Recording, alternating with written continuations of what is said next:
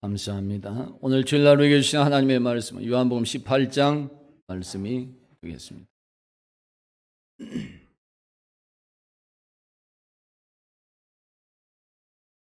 요한복음 18장 25절부터 27절까지 말씀이 똑같이 봉독하겠습니다. 시작. 시몬 베드로가 서서 불을 쬐더니 사람들이 묻되 너도 그 제자 중 하나가 아니냐? 베드로가 부인하여 이르되 나는 아니라 하니 대제사장의 종 하나는 베드로에게 귀를 잘린 사람의 친척이라. 이르되 네가 그 사람과 함께 동산에 있는 것을 내가 보지 아니하였느냐? 이에 베드로가 또 부인하니 곧 닭이 울더라. 아멘.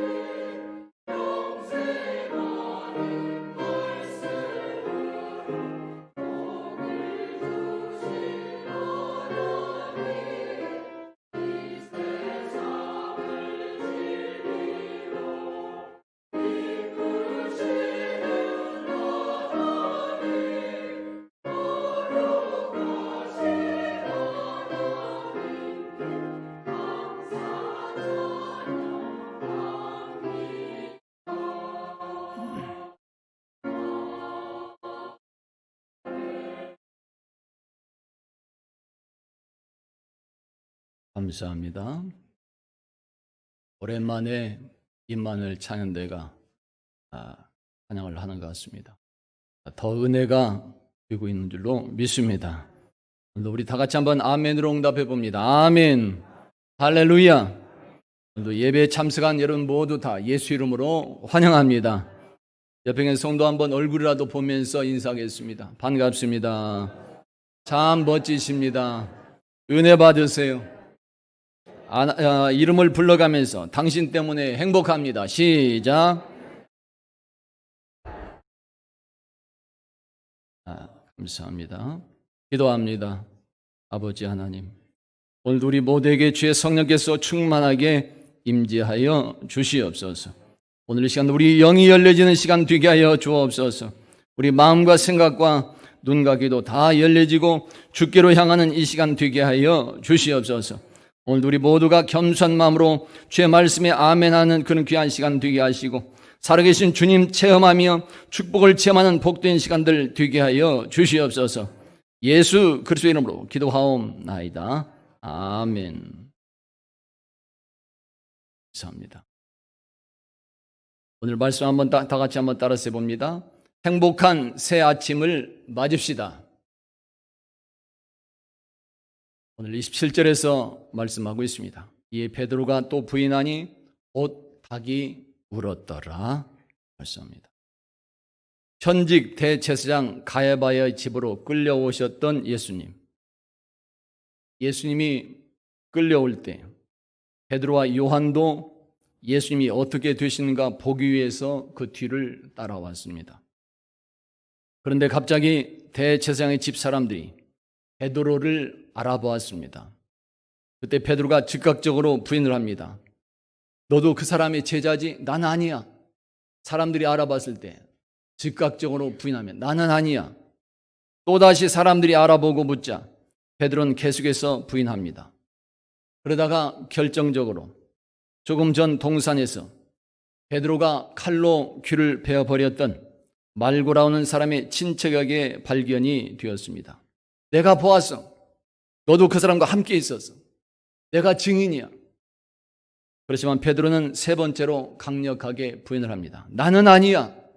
나는 결코 그 사람 아니야. 바로 그때 새벽닭이,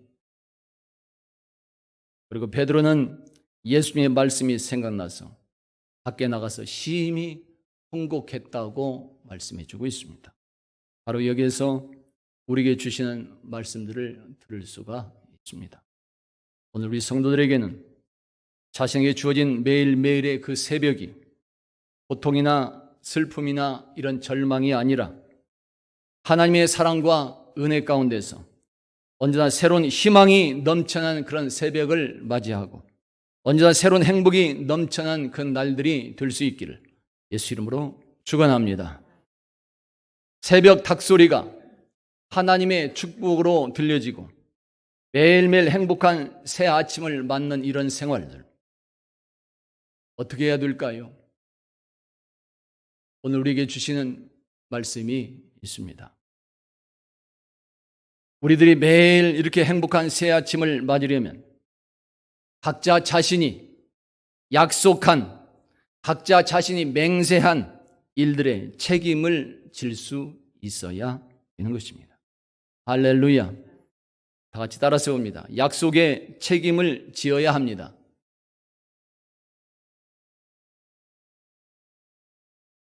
부산에 부전교회가 있습니다. 부산 부전교회 박성규 목사님이 담임을 하고 계신데 그 박성규 목사님의 간증을 읽었습니다. 박 목사님이 미국 남가주 사랑의 교회 부목사로 있을 때의 일을 간증해 주었습니다. 그때 척추 전문 의사를 만났다고 말해줍니다.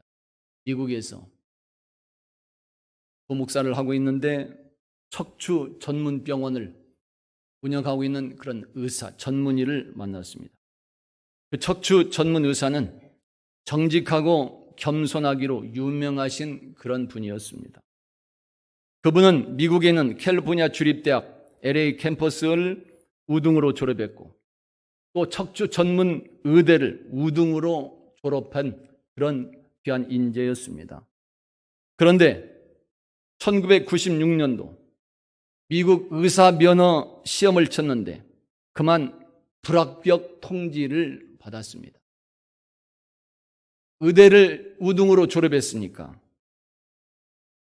당연히 그렇게 공부 열심히 했으니까 합격될 줄로 알았습니다. 그런데 미국 의사 면허 시험에서 불합격 통지를 받았습니다. 불합격 통지. 얼마나 상심이 들까요? 우리들도 그렇잖아요. 합격될 줄 알았는데 안 됐으니 상심이 클 수밖에 없었습니다. 분함도 일어났습니다. 왜 내가 이래? 나는 열심히 했는데. 분노하는 마음도, 울분도 있었고 분노하는 마음도 솟구쳤습니다. 그래서 자기의 왔던 통지서를 구겨버려서 휴지통에 그냥 던져버렸습니다. 다른 거 읽어보지도 않고 그냥 속상한 마음에 불합격이라는 그 글자만 보여서 그냥 구겨버려서 휴지통에 던져버린 것입니다. 그런데 이상하게도 다시금 합격시켜달라는 그런 기도가 그래도 나왔습니다. 믿음의 사람이었기 때문에 그래도 희망을 가지고 또 한번 기도해보는 이런 마음이 있었습니다. 결과는 이미 불합격이라는 그 통지를 받고 읽었지만 그래도 그런 기도가 나왔다는 것이, 어쨌든 그는 다시 기도하면서 서원하며 맹세했습니다. 하나님, 의사시험에 합격만 시켜주신다면 이제부터 하나님을 위한 삶을 살겠습니다. 나를 위한 삶을 살지 않고 내 뜻을 이루기 위해서, 내가 성공하기 위해서 살지 않고 하나님의 뜻을 위한, 하나님의 영광을 위한 삶을 내가 살겠습니다. 합격만 시켜주시면 내가 그런 삶을 살겠습니다. 서원하며 맹세하며 기도한 것입니다. 그렇게 기도를 마쳤는데 북에서 던져버린 불합격 통지서가 눈에 다시 들어왔습니다. 그래서 다시금 휴지통에 가서 꺼내서 살펴보았더니 시험의 총점 마지막 자릿수가 뭔가 이상하게 보였습니다. 꼼꼼히 한번 계산을 해봤습니다. 각 과목들마다 나온 점수를 다 꼼꼼히 계산해 보았습니다. 그랬더니 합격 점수가 되는 것입니다. 그런데도 시험 주무관청이 잘못 계산을 해서 불합격으로 통지가 오게 된 것입니다.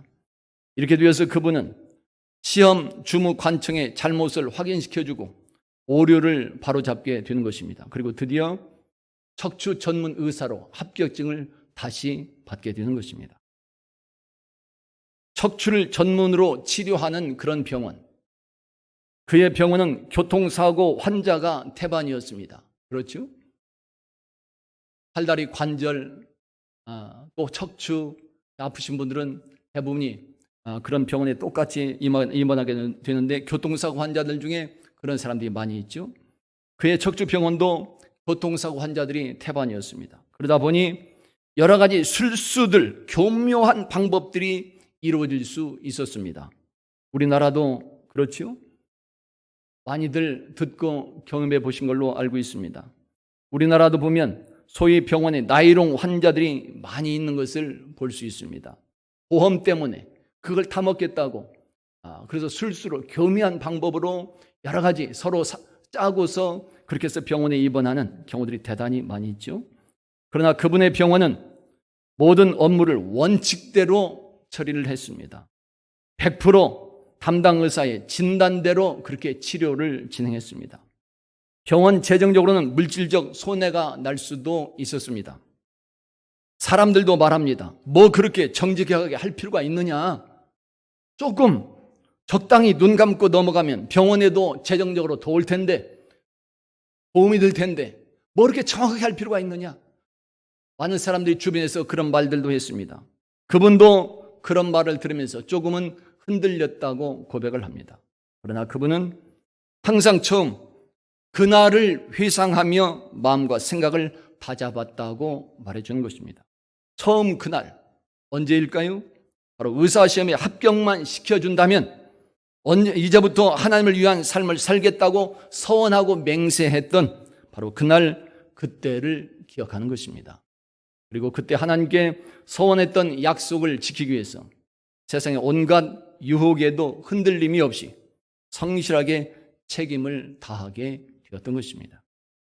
하나님께 서원했던 대로 병원을 운영했던 척추 전문 의사, 그렇게 되자 모든 사람들에게 그분은 겸손한 사람으로 소문이 났고 정직한 의사로 소문이 날 수 있었습니다. 그리고 서원했던 대로 지금도 하나님의 영광을 나타내고 있는 것입니다. 할렐루야. 스티븐 코비라고 하는 사람이 있습니다. 많이 들어보신 이름이라고 생각도 할 수 있습니다. 스티븐 코비, 리더십의 권위자이며 조직개발 컨설턴트이고 코비 리더십 센터의 창립자이기도 합니다. 그분이 썼던 유명한 책이 하나 있습니다. 성공하는 사람들의 7가지 습관이라고 하는 책이 있습니다. 전 세계 38개 국어로 번역이 되어서 팔렸습니다. 아주 유명한 그런 책이 됩니다. 성공하는 사람들의 7가지 습관. 성공하는 사람들에게는 이런 습관들이 그들의 삶에서 보여진다는 것입니다. 스티븐 코비의 그런 성공한 사람들의 7가지 습관, 그 중에서 가장 첫 번째가 자신의 삶을 주도하는 습관을 가지라 말해줍니다. 내 자신의 삶을 주도적으로 이끌고 가는 삶이 되라. 그런 습관을 가져라. 주도적인 노력으로 스스로의 각자 인생을 향상시키는 능력을 키워나가야 된다는 말이 되는 것입니다. 다시 말하면, 더 실제적으로 말하면 각자 우리들 스스로의 삶에 내 삶에 행하고 있는 모든 일들에 내가 책임을 지는 삶을 살아가야 된다, 지금 말해주고 있는 것입니다. 왜 그래요? 우리들의 행동, 우리들의 그런 인생, 그 삶은 자신의 의사 결정에 따라서, 내 의사 결정에 따라서 이루어진 것이기 때문이라고 말해줍니다. 우리들의 삶은 결코 다른 사람에 의해서 이루어진 것이 아닙니다. 다른 사람이 이렇게 하라고 해서 내 삶이 된 것이 아닙니다. 그리고 우리들의 주변 여건에 의해서 우리들의 삶이 좌우된 것도 아닙니다. 조금 영향은 받을 수 있습니다. 그러나 본격적으로 결정을 내리고 행동을 하는 것은 다른 사람이 아니라 바로 내 자신인 것입니다. 다른 사람이 아무리 말했어도, 주변 여건이 아무리 환경이 여러 가지 있어도 결국 결정하고 행동하는 것은 다른 사람이 아니라 내 자신이 결정하고 행동을 하게 되는 것입니다. 그래서 거의가 다 우리들의 생각과 결정에 의해서 우리들의 삶이 이루어져 온 것입니다. 그러하기에 우리들은 각자 자신의 삶에 주도적인 그런 노력을 하고 각자 스스로의 삶에 책임을 지어 나가는 습관을 나가라고 말해주고 있는 것입니다. 이러한 사람들이, 이렇게 내 삶에, 내 인생에 내가 책임을 지는 습관을 키워나가는 이런 사람들이 바로 성공의 기쁨을 누리는 첫째 조건이다 말해주고 있는 것입니다. 각자 자신의 삶에 이렇게 주도적으로 책임을 지는 삶, 그런 인생, 어떻게 하면 이런 습관을 키우고 어떻게 하면 이런 삶을 우리가 살아갈 수 있을까요? 스티븐 코비는 그 중에서 가장 중요한 것 하나를 말해주고 있었는데, 그것은 바로 우리들이 약속을 하고 또한 그 약속을 이행하는 능력이라고 말해주고 있는 것입니다. 할렐루야. 약속을 하고 각자 그것을 성실히 이행하는 그런 능력, 바로 이것이 각자 자신의 삶을 주도적으로 이끌어가는 그런 것이요, 바로 이것이 각자 자신의 삶에 책임을 지는 것이며 자기를 성장하게 하는, 즉 성공적인 삶을 이루게 하는 아름다운 습관이라는 사실을 말해주고 있는 것입니다. 할렐루야. 스티븐 코비는 우리의 삶을 아름답게 통제하는 두 가지 방법이 있다고 말해줍니다. 내가 잘 되어 나갈 수 있도록 내 자신을 스스로 통제하는 방법, 무엇이 있을까요? 어떻게 하면 내가 성실히 살아갈 수 있도록 내 자신을 스스로 통제하며 나갈 수 있을까요? 그 방법 두 가지를 말해주는데, 그 중에 하나는 약속을 하고 그것을 지키는 것이다 말해줍니다. 또 하나는 목표를 설정하고 그것을 달성해 가는 것이라고 말해줍니다. 약속을 합니다. 그리고 그것을 실천해 나갑니다. 그러면 내 자신을 스스로 통제가 되어 나간다는 것이, 곁길로 가다가도 내가 약속을 했으니 지켜야지, 그런 마음이 있으니까 내 삶이 조절이 된다는 것입니다. 뿐만 아니라 어떤 목표를 정하고 목표를 달성하기 위해서 나가려고 하다 보면 내가 설령 약해질 때라도 힘을 얻게 되고 다시 한번 마음과 생각을 바로잡아서 그 삶을 이루어 나가게 된다. 그러면 내 삶이 아름답게 조절해지고 통제가 된다는 것입니다. 이렇게 우리들이 아주 작은 약속일지라도 항상 그것을 실천해 나간다면 자신을 아름답게 이렇게 통제하면서 내적인 성실성을 갖추며 살아나갈 수 있다고 하는 사실을 말해주는 것입니다. 뿐만 아니라 우리들이 이렇게 약속을 하고 그것을 지키거나 어떤 목표를 설정하고 그것을 달성해 가는 삶을 살게 되면 우리들 개인 인생에 대해서 책임을 질 수 있는 능력도 생겨나고 용기도 생겨날 수 있다는 것이며 자신의 신용도 그렇게 높아질 수 있고 명예도 점차 높아지게 되어 있다고 강조하면서 말해주는 것입니다. 그래서 약속을 하고 이렇게 실행하는 그런 능력은 우리들이 아름다운 습관을 키우는 본질이 된다는 것이요, 드디어는 우리들에게 아름다운 성품까지 갖도록 하게 해서 각자 인생에서 효과를 더 증대하며 성공적으로 인도해 준다고 말해 주는 것입니다. 할렐루야. 실제로 이렇게 사소한 약속일지라도 그것을 성실하게 이행함으로써 자기 인생을 주도적으로 살아가며 성공적인 인생을 살았던 그런 사람들이 참 많이 있습니다. 그 중에서도 한 사람, 제가 어저께 책을 읽으면서 참 다시 또 감동을 받았습니다. 그 중에 한 사람이 바로 백악관을 기도실로 만들었던 링컨입니다. 아브라함 링컨. 어제 그 책을 짧은 글을 보면서 그 작은 것 하나에 전 감동을 참 받았습니다. 그래서 이러한 삶을 살았고 이렇게 위대한 사람이 될 수 있었구나. 그 사실을 다시 한번 알게 되었습니다. 백악관을 기도실로 만들었던 링컨 대통령. 노예들의 아버지 링컨. 링컨은 대통령 선거에 나서서 후보 연설을 할 때 이렇게 말한 적이 있습니다. 나도 노예가 되고 싶지 않습니다. 그러므로 노예를 부리는 사람도 되고 싶지 않습니다. 노예도 되고 싶지 않고 또 부리는 사람도 되고 싶지 않다. 그러면서 이렇게 말합니다. 노예 제도는 정의와 사랑에 반대되는 인간의 이기심에 기초하고 있는 것이다 말해줍니다. 하나님 앞에서 모든 인간은 다 평등하게 창조되었다 강조하면서 연설한 것입니다. 그리고 대통령이 되었을 때 자신이 말하고 주장했던 대로 노예 제도를 폐지를 한 것입니다. 자기 자신의 약속과 삶의 책임을 지는 주도적인 그런 삶을 살아갔던 사실을 말해주는 것이며 드디어는 모든 사람들이 존경하는 성공적인 인생이 되었다는 것을 말해주고 있는 것입니다. 할렐루야. 이러한 링컨의 아름다운 성품과 습관이 어디서부터 시작이 될 수 있었을까요? 언제부터 그런 마음을 가졌을까요? 갑자기 생겼을까요? 그것은 자신의 어릴 적 성장 과정에서 하나님께 했던 작은 약속에서 시작되었다는 것을 읽어볼 수 있었습니다. 링컨은 일기장에 이렇게 썼었습니다. 나는 노예를 해방하겠다고 하나님과 약속했습니다. 그가 지난날 일기장에 짤막하게 써놓은 글이었습니다. 나는 하나님과 약속했습니다. 노예를 해방시키겠습니다. 하나님께 약속했다고 일기장에 적어놓은 것입니다. 그리고 드디어는 1863년 1월 1일 하나님께 했던 약속 그대로 노예 해방을 선포하게 되는 것입니다. 어릴 적 하나님께 했던 작은 약속, 시시하게 생각할 수 있습니다. 없었던 일로 생각할 수도 있는 것입니다. 그 어릴 때 그랬었는데 나도 그랬는데 시시하게 생각할 수 있는 그런 일입니다. 잊어버릴 수 있는 그런 것입니다. 그때도 그랬었지 하며 한때 추억거리로 생각할 수 있는 그런 일들이 될 수 있습니다.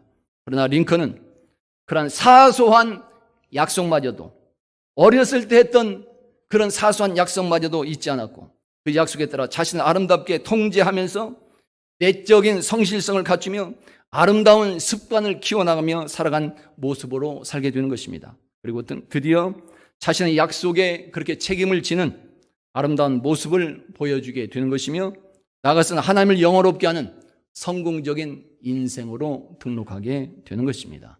할렐루야. 우리나라에도 이런 지도자들이 많았으면 너무나도 좋겠습니다.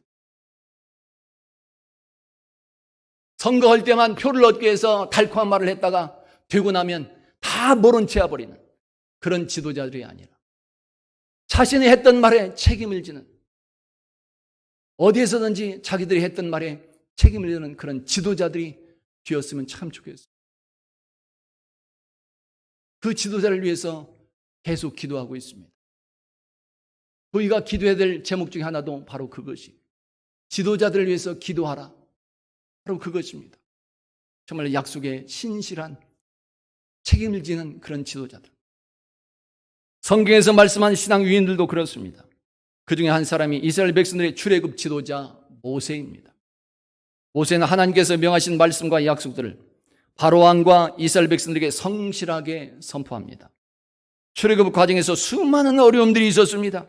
그렇지만 모세는 하나님과 자신의 약속만이 아니라 이스라엘 백성에게 했었던 그런 약속들도 언제나 성실하게 감당하며 하나님께 영광을 돌리는 것입니다. 하나님은 이런 모세에 대해서 이렇게 평가해 주십니다. 보실까요? 민수기 12장 말씀입니다. 똑같이 한번 보십니다. 하나님께서 모세를 어떻게 평가할까요? 똑같이 봉독합니다. 시작. 이 사람 모세는 온유함이 지면의 모든 사람보다 승하더라. 아멘. 세상의 모든 사람들보다 모세와 같이 저렇게 아름다운 사람이 없다. 하나님께서 평가해 주시는 그런 말씀입니다. 이스라엘의 다윗 왕도 그러했습니다.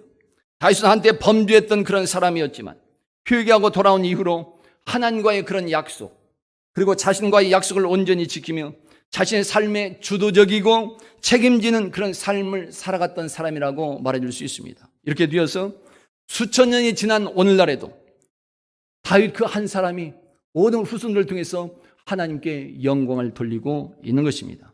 이러한 다윗에 대해서 하나님은 말씀하십니다. 어떻게 말씀하실까요? 사도행전 13장입니다. 똑같이 보실까요? 시작. 다윗을 왕으로 세우시고 증거하여 가라사대 내가 이새의 아들 다윗을 만나니 내 마음에 합한 사람이라 내 뜻을 다 이루게 하리라 하시더니 하나님이 약속하신 대로 이 사람의 씨에서 이스라엘 위하여 구주를 세우셨으니 곧 예수라. 아멘. 내 마음에 꼭 드는 사람이다. 내 뜻을 너를 통해서 다 이룰 것이다. 그리고 그 다윗의 후손으로 예수 그리스도가 태어나게 되는 것입니다. 할렐루야. 자신의 약속에 대해서 책임을 지는 주도적인 삶의 모습, 이러한 본보기, 이런 모범 모델이 되신 분이 있습니다.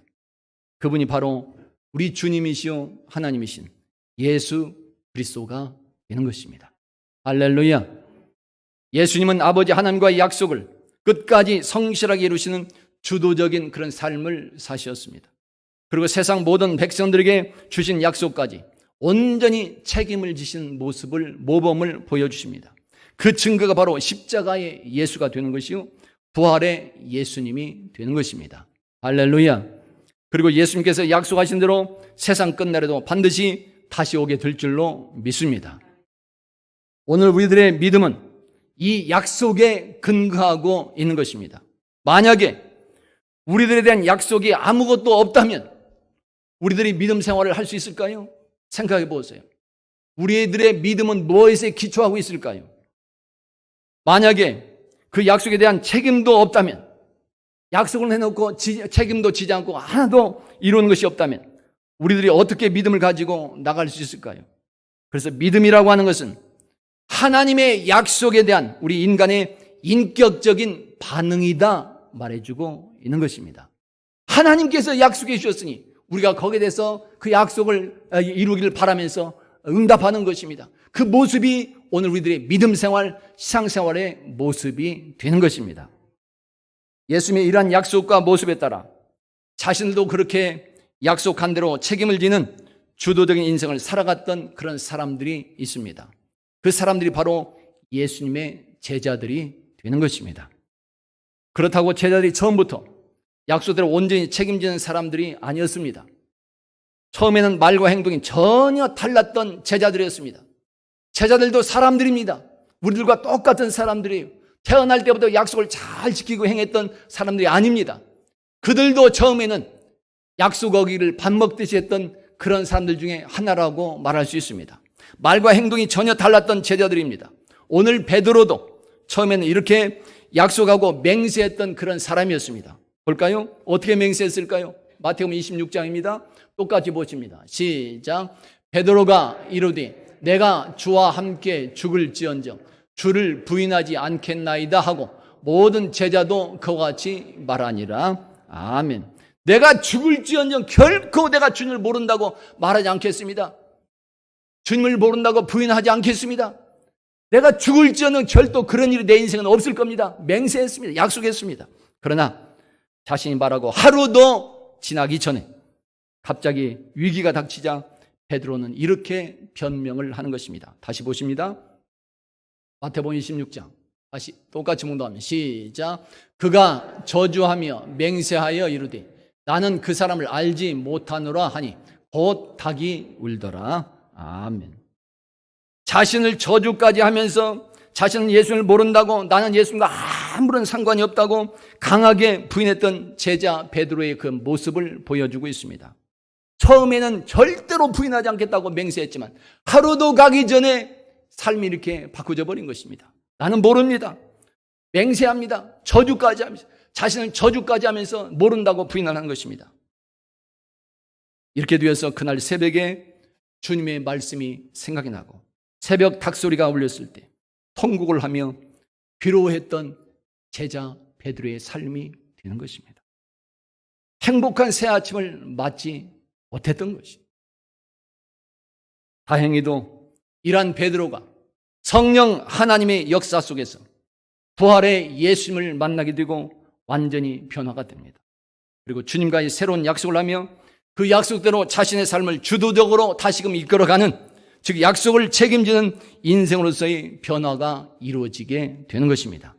그리고는 끝까지 주님의 복음을 전하다가 로마에서 붙잡혀 순교를 당하게 되는 것입니다.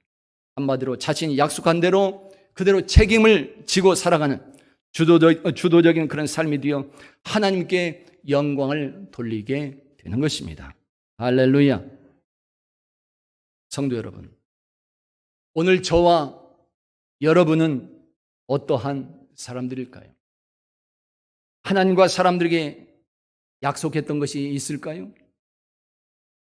무엇을 약속했을까요? 그 약속에 대하여 지금까지 저와 여러분은 어떠한 사람이었을까요? 약속을 지키지 않는 사람은 성공할 수 없다고 하는 말이 있습니다. 정말 그런 것 같습니다. 신뢰가 가지 않기 때문에 누가 도와주지를 않는 것입니다. 그래서 많은 사람들은 그렇게 약속을 지키지 않는 사람들과는 사귀지도 말라고 당부하는 것입니다. 또한 사람들은 말하기는 쉬워도 지키기는 어렵다고들 말들을 합니다. 그러나 그것이 아닙니다. 반대로 우리는 생각해야 됩니다. 말하기가 더 어렵다는 것을 우리는 알고 살아갈 수 있어야 되는 것입니다. 왜 그럴까요? 한번 약속한 말은 반드시 지켜야 하기 때문에 그런 것입니다. 자기가 뱉은 말은, 자기가 했던 약속은 지나가는 말조차도 천금같이 여기고 지키고 행하는 그런 사람, 우리는 그런 사람이 되어야 하는 것입니다. 그렇게 약속대로 책임을 지는 사람이 우리 주님 예수 그리스도가 되는 것이요, 또한 오늘 예수 믿는 우리들이 그렇게 약속한 대로 책임을 지는 주도적인 삶의 모습을 보여줘야 되는 것입니다. 그러므로 하나님의 자녀들이고 백성들인 오늘 우리 성도들도 하나님과의 약속, 사람과의 약속을 오늘, 내일이 아니라 바로 오늘 온전히 지키고 책임지는 그런 삶이 되어나갈 수 있기를 예수 이름으로 축원합니다. 그렇게 약속에 책임지는 그런 삶이 되므로 매일매일 여러분 각자에게 주어진 그 새벽이 고통이나 슬픔의 새벽이 아니라 언제나 평안이 되고 행복이 되며 승리가 되는 새벽이 되고 하나님을 영화롭게 하는 새로운 삶이 되어나갈 수 있기를 예수 이름으로 축원합니다. 그리고 여러분 모두 다 하나님의 계획에 존귀하고 그렇게 아름답게 쓰임받으며 나아가서 주님께서 다시 오시는 그날에도 약속대로 영생의 멸류관을 받고 누리시는 신실한 죄 백성이 다 될 수 있기를 예수 이름으로 축원합니다. 할렐루야. 따라서 해봅니다. 약속의 책임을 집시다. 찬양합니다.